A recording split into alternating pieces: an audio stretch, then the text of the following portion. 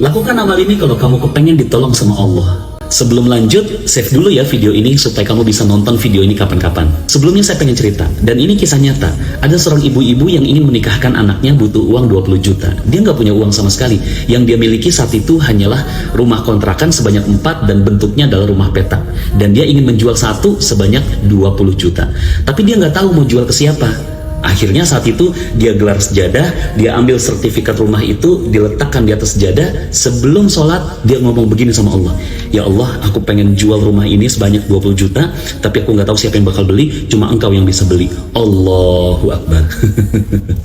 Setelah selesai sholat, si ibu itu ada ide, kenapa nggak saya iklankan aja rumah saya ini di jasa periklanan. Akhirnya berangkatlah dia naik angkot.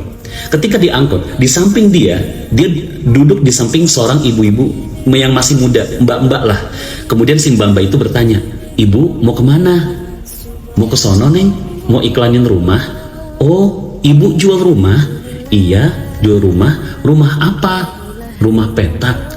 Oh, berapa juta? 20 juta? Ya, tapi sekarang siapalah ya yang mau beli rumah petak ya? Terus si mbak-mbak itu bilang, Bu, kita turun yuk sekarang di sini. Oh, kenapa neng? Saya kan mau ke sono. Nggak apa-apa bu, percaya sama saya, kita turun sekarang.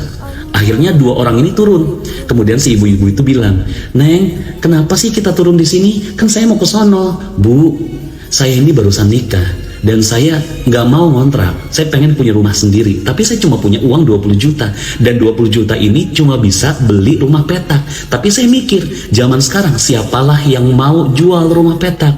Masya Allah.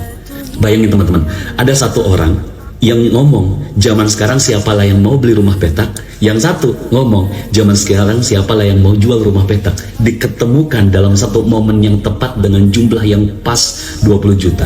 Akhirnya setelah itu transaksi berhasil. Dan itulah yang dimaksud dalam surat Al-Baqarah ayat 153 yang bunyinya, Ya ayyuhalladzina amanu sta'inu bis sabri was shalah innallaha ma'as sabirin.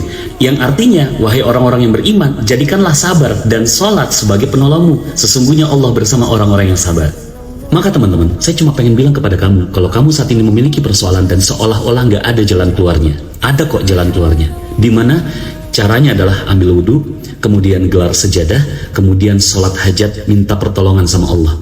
Setelah minta pertolongan sama Allah, insya Allah nanti Allah akan kirimkan ide kepada kita, kemudian kita tinggal ikhtiar, dan kemudian solusi akan datang begitu saja. Semoga bermanfaat. Kamu punya pengalaman nggak setelah sholat tiba-tiba langsung dapat solusi? Tuliskan di kolom komentar ya. Follow saya untuk konten selanjutnya.